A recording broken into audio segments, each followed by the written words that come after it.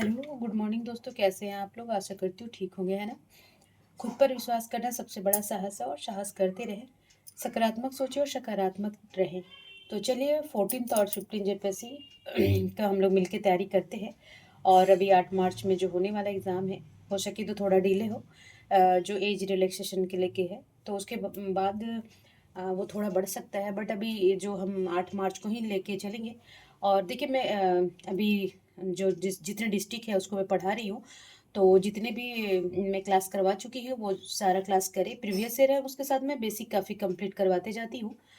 जो भी हमारे व्यूअर इंस्टाग्राम फेसबुक पे हो वो आए यहाँ पे, सब्सक्राइब और बेल आइकन दबा दे ताकि नेक्स्ट क्लास उनको मिलता रहे। पिछले क्लास में मैं पलामू और गढ़वा के बारे में पढ़ाई हूँ। अब जाके देखेंगे प्रीवियस ईयर बहुत सारा क्वेश्चन कंप्लीट होता है। और देखिए उत्पाद सिपाही का भी डेट आ गया है और अभी मुझे लगता है इस साल पूरा एग्ज़ाम होने वाला ही है सब कुछ। तो आप झारखंड स्पेशल को ना कंठस्थ कर लें ताकि आपका जो भी इससे रिलेटेड क्वेश्चन आए वो उससे आप एक भी ना छूटे, है ना। तो देखिए आज मैं खूंटी और गुमला को कवर करूँगी, है ना। तो स्वागत है आप लोगों को, आप लोगों के ही क्लास में AFT एडू बूस्ट में, ठीक है। आपको इस चैप्टर से जितना भी नॉलेज है ना उसको और बूस्ट करें ताकि आपका अगर 20 क्वेश्चन आए तो एटलीस्ट 19 क्वेश्चन तो बन जाए आपका, है ना। 100 तो कोई भी नहीं कर पाता, और अगर 100 भी हो जाए तो इससे अच्छा और क्या है, कर भी सकते हैं ना। तो बोलते हैं कि आप कम से कम झारखंड को तो मजबूत रखें, ठीक है। और देखिए जेपीएससी में तो 110 क्वेश्चन होता है और ये क्वालिफाई करने के लिए आपका 80% भूमिका निभाता है।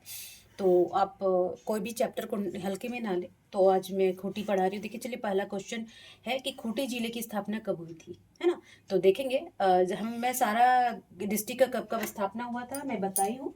तो आप देखेंगे कि खूंटी की स्थापना कब हुई थी। तो ये हुआ था 2007 में, ठीक है जी। बी ऑप्शन हो जाएगा। देखिए अभी तो नहीं पूछा इसमें कि डेट कब है, कभी कभी वो डेट के साथ दे दे। तो देखेंगे कि 12 सितंबर 2007, ठीक है, ये 2007 मानेंगे।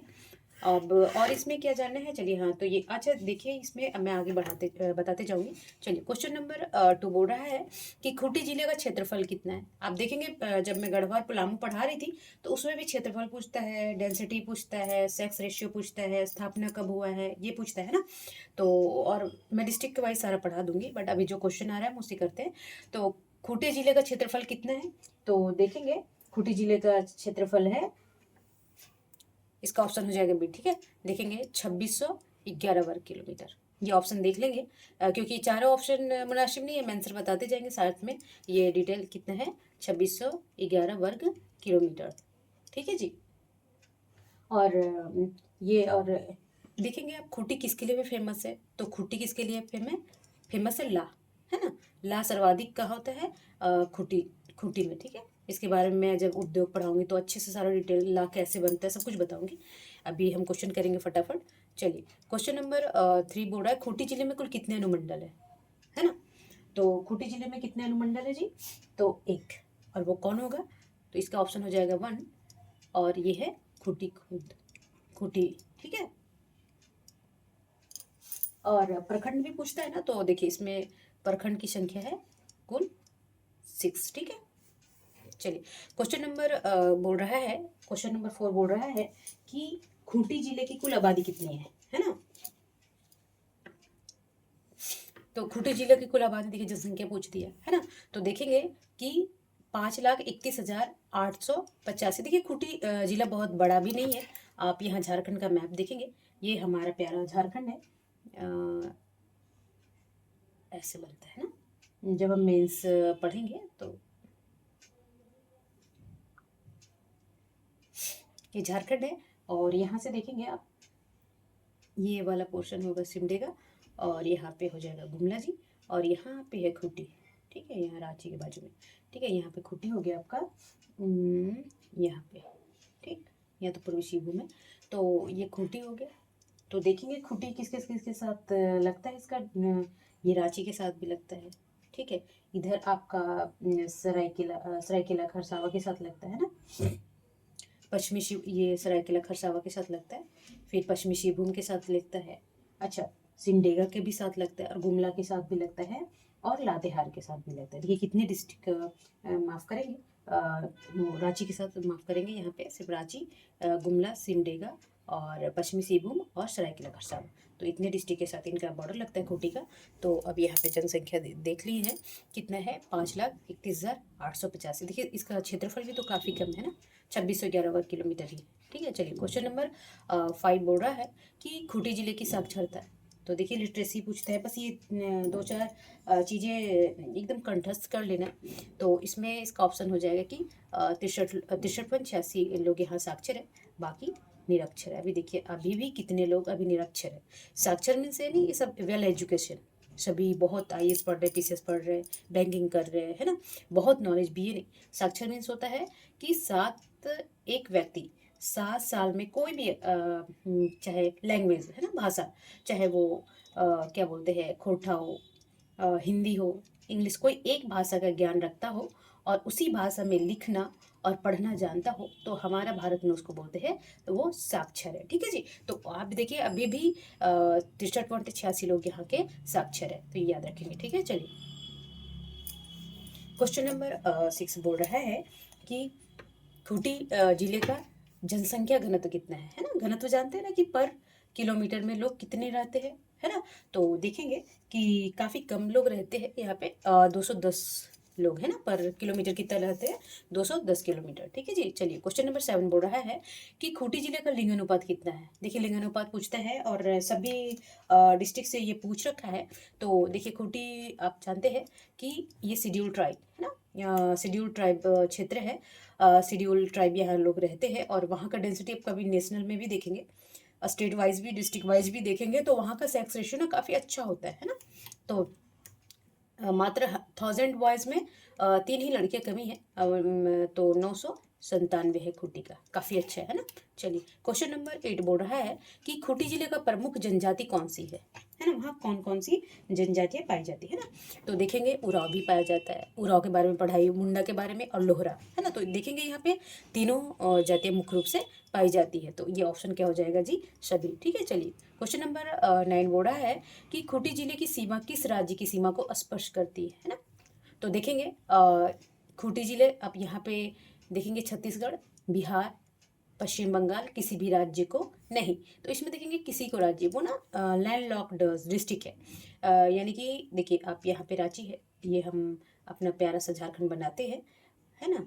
तो झारखंड दिख रहा है ना जी, तो यहाँ पे गुमला हो गया, यहाँ सिमडेगा, पश्चिमी सिंहभूम, सरायकेला खरसावां, ये हमारा खूंटी है। ये गुमला और सिमडेगा से भी लगता है और ये रांची से लगता है। तो देखेंगे ये यहाँ बेचारा घुसा हुआ है ना, तो ये इसके साथ टच करता है और ना ही पश्चिम बंगाल के, ना ही वो उधर और ना ही ये इधर, तो ये क्या है, लैंडलॉर्ड, इसीलिए ये कैंसिल हो जाएगा, ये किसी के साथ शेयर नहीं करता बॉर्डर। ठीक है जी, चलिए क्वेश्चन नंबर 10 बोल रहा है कि झारखंड में रक्षा विश्वविद्यालय है ना, जो रक्षा विश्वविद्यालय है वो कहाँ की स्थापना कहाँ की गई है ना। तो देखेंगे जो रक्षा विश्वविद्यालय है वो कहाँ स्थापना की गई है, तो खूंटी में। अच्छा कभी ये पूछ लेगा, चलिए आज तो ये पूछ लेगा कि कहाँ पे है, और कभी कभी ये नेक्स्ट में ये ना पूछ के इसकी स्थापना पूछ दे, है ना। तो इसकी स्थापना कब हुआ था, जब हम विश्वविद्यालय पढ़ाएंगे तो सारे विश्वविद्यालय के बारे में पढ़ाएंगे। अभी यहाँ जान ले कि 2016 में ये रक्षा विश्वविद्यालय की स्थापना की गई खूंटी में। ठीक है, तो याद रखेंगे, डेट याद रख लेंगे 2016। ओके, चलिए क्वेश्चन नंबर 11 बोल रहा है कि झारखंड में लह का सर्वाधिक उत्पादन किस जिले में है ना। तो अभी हम बताएं आप लोग को कि लह का सब सर्वाधिक उत्पादन कहाँ होता है, झारखंड में, तो ये होता है खूंटी में। ठीक, याद रखेंगे और सबको याद होगा मुझे लगता है।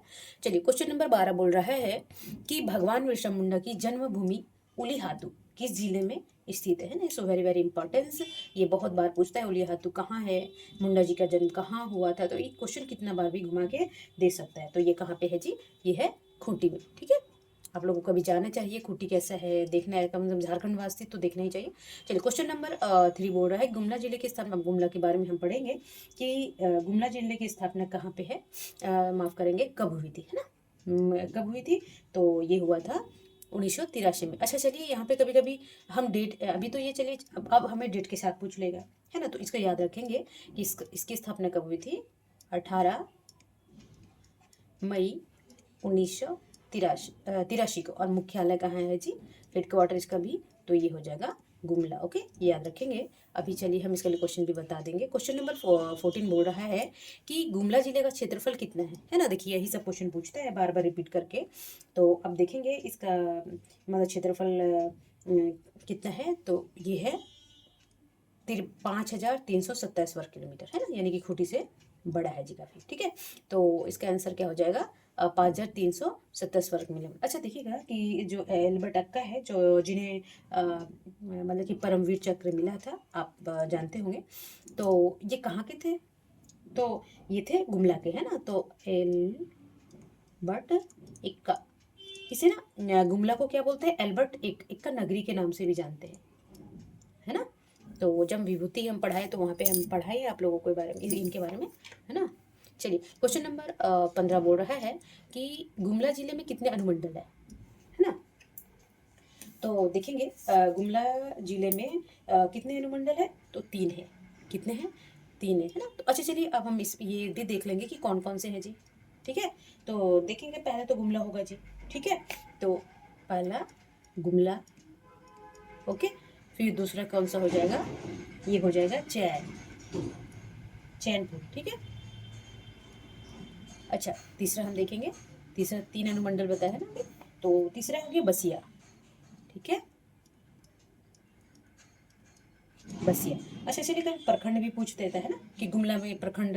तो ये थोड़ा सा जब हम डिस्ट्रिक्ट पढ़ते रहते हैं तो ये भी याद रखना हमें जरूरी हो जाता है। तो 12 प्रखंड है, 12 प्रखंड है यहाँ पे। ठीक है, तो याद रखेंगे 12 प्रखंड है और 3 अनुमंडल है। तो ये गुमला है, चैनपुर है और बसिया है गुमला का। ठीक है, याद रखेंगे। क्वेश्चन नंबर 16 बोल रहा है कि गुमला जिले की कुल आबादी कितनी। देखिए आबादी पूछ रहा है, हर उसमें पूछ रहा है। तो देखेंगे काफ़ी है यहाँ पे जनसंख्या 10,25,213, है ना। क्या ऐसे ही डेटा याद रख लेंगे या देखिए हम 10 लाख भी याद रख लेंगे और 25,213 ऐसे भी याद रख लेंगे, 10, 25 और 213 ऐसे भी याद रख लेंगे, है ना। तो किसी तरह याद रहना चाहिए। तो 10,25,213 इसकी जनसंख्या है। चलिए क्वेश्चन नंबर अच्छा इसमें और अभी तो इतने ही याद रखेंगे। अब देखिए इसका अब लिटरेसी बुक पूछेगा। तो गुमला जिले की साक्षरता दर कितनी है ना। तो देखेंगे इसका भी है 65-73, है ना। कितने हैं ये टोटल साक्षरता कितना है इनका 65.73%, है ना। तो एक दो बार नजर दौड़ाने ना दिमाग में लगा लगा रहता है, इसलिए आप हार्ड ना सोचिए इसको, है ना। चलिए क्वेश्चन नंबर 18 बोल रहा है कि गुमला जिले की जनसंख्या घनत्व कितना है। तो देखेंगे ये काफ़ी कम है, ये है बस 1 किलोमीटर में 191। काफ़ी कम घनत्व है यहाँ पे क्योंकि ये जंगल एरिया, ट्राइबल एरिया है। चलिए क्वेश्चन नंबर 19 बोल रहा है गुमला जिले का लिंगानुपात कितना है ना। तो लिंगानुपात यहाँ का कितना है। तो देखिए मैं हमेशा से बोलती हूँ और हम लोग देखते भी आए डेटा को कि जो शेड्यूल ट्राइब एरियाज होते हैं वहाँ पे उसका ना जो सेक्स रेशियो होता है वो काफ़ी अच्छा होता है ना। तो यहाँ पे कितना है 993। कभी कभी ना समझ में आए तो थोड़ा सा आप यहाँ गेस कर सकते हैं। तो 7 कम है ना। तो 993 इनका सेक्स रेशियो है 1000 बॉयज़ में और 993 महिलाएं हैं। ठीक है, मतलब बालिका है। क्वेश्चन नंबर 20 बोल रहा है गुमला जिले की प्रमुख जनजातियाँ कौन सी है ना। वहाँ पे कौन कौन सी जनजातियाँ पाई जाती हैं, मतलब हम मिलती है, पाई नहीं जाती, मिलती हैं। तो यहाँ पे देखेंगे कि यहाँ उरांव भी है। ये सब वर्ड है ना, उरांव का, मुंडाओं का, खड़िया का, है ना। तो ये सब क्या है, उपयुक्त में सभी जनजाति यहाँ पे पाई जाती है ना। चलिए गुमला जिले की सीमा किस राज्य की सीमा को स्पर्श करती है ना। तो देखिए अब जब हम पढ़ते हैं तो किस किस से तो देखेंगे कि ये हमारा प्यारा ये हमारा प्यारा झारखंड है और हम इसमें रहते हैं, है ना। ठीक है, तो ये हमारा गुमला है यहाँ पे, है ना। ठीक है, और यहाँ तो सिमडेगा आ गया। तो सिमडेगा ना ये उड़ीसा से लगता है जी। ठीक है, और यहाँ से ये छत्तीसगढ़ हो गया, ऐसे ऐसे, है ना। और इधर उड़ीसा हो गया। तो ये गुमला सिर्फ ना केवल छत्तीसगढ़ से लगता है।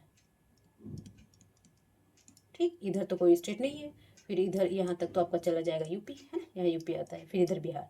तो यहाँ देखिएगा गुमला सिर्फ क्या लगेगा, ये लिएगा केवल छत्तीसगढ़ से। इसका आंसर क्या हो जाएगा, केवल छत्तीसगढ़। ठीक है जी। चलिए क्वेश्चन नंबर 22 बोल रहा है कि एल्बर्ट एक्का स्टेडियम कहाँ पे है। अच्छा देखिए वो कहाँ, वहाँ के पैदाइशी थे तो उनके उसको क्या तो कहाँ होगा, ये गुमला में ही होगा, है ना। अच्छा इसमें और इसको और क्या बोलते हैं, इसे खेल नगरी के रूप में भी जानते हैं। गुमला को क्या बोलते हैं, एल्बर्ट एक्का स्टेडियम तो है ही है यहाँ पे। और गुमला को खेल नगरी भी कहा जाता है। ठीक है, चलिए ये याद रखेंगे। चलिए क्वेश्चन नंबर 23 बोल रहा है अंजनी धाम, है ना। तो मुझे लगता है सबको पता होगा कि अंजनी जो रामायण के अनुसार जो हनुमान जी का जन्म हुआ था वो गुमला में ही हुआ था, है ना। तो अंजनी धाम किसको बोला जाता है? गुमला को बोला जाता है। और यहाँ पे ना देखिए, यहीं पर ना ऋषिमुख पर्वत भी स्थित है। यहाँ पे क्या है, दिख रहा है आप लोगों को? तो यहाँ पे क्या है, एक पर्वत, कभी मैं अभी जब पढ़ाऊंगी डिस्ट्रिक्ट तो यहाँ पे ऋषिमुख पर्वत स्थित है ना, ये याद रखेंगे। और ये तो ये अंजनी अंजनी पुत्र थे, अंजन धाम अंजनी पुत्र थे हनुमान, है ना। तो इसे अंजनी धाम भी कहते हैं, याद रखेंगे। क्वेश्चन नंबर बोल रहा है 24 बोल रहा है कि गुमला स्थित पालकोट अभयारण्य, देखिए एक और आपको कभी कभी पूछ ले कि पालकोट अभयारण्य, ऐसे भी याद रखेंगे कि पालकोट अभयारण्य में 11 पढ़ा चुकी हूँ ऑप्शन, मतलब कि प्रीवियस ईयर में मैं, और जब सब्जेक्टिव पढ़ाऊंगी तो सारे डिटेल से पढ़ाऊंगी आप लोगों को। सारा प्रीवियस ईयर क्लास देखेंगे, मुझे लगता है बहुत कंठस्थ हो जाएगा आप लोगों को, है ना। एक बार देखिए जरूर। तो बोल रहा है कि पालकोट अभयारण्य कब हुआ, अब अच्छा कहाँ है ये भी याद हो जाएगा, गुमला में है ना पालकोट अभयारण्य। आप पूछ रहे हैं कि इसकी स्थापना कब हुई थी, ठीक है ना जी। तो इसका कब स्थापना हुआ था, तो ये हुआ था 1990 में, ठीक है। तो ये याद रखेंगे। चलिए क्वेश्चन नंबर 25 बोल रहा है कि गुमला में हल्दी घाटी मंदिर कहाँ स्थित है ना। गुमला में तो है ही है, तो कहाँ पे है, तो ये है कोराम्बे। देखिए ये ना उल्टा भी पूछ देता है कि हल जो कोराम्बे को किस नाम से जाना जाता है, तो हल्दी घाटी के नाम से जाना जाता है। और ये कहाँ पे, कोराम्बे कभी कभी पूछ लेगा तो ये गुमला में। तो ऐसे 3-4 क्वेश्चन आपको उल्टा पुल्टा, जब हम कॉन्सेप्ट क्लियर रहता है तो याद हो जाएगा। देखिए आज इतने ही क्वेश्चन में, छोटा छोटा इतने ही क्वेश्चन पूछा गया था दोनों डिस्ट्रिक्ट से, तो मैं एक साथ लेके आई हूँ। और आई होप अच्छा लगा होगा क्लास, और आपके लिए बेनिफिशियल होगा काफ़ी, है ना। चलिए तब तक अपना और अपने फैमिली का ध्यान रखेंगे, पढ़ेंगे बस, अभी तो पढ़ते ही रहिए, खाना खाइए, पढ़िए, थोड़ा घूमिए, एक्सरसाइज कीजिए, ठीक है।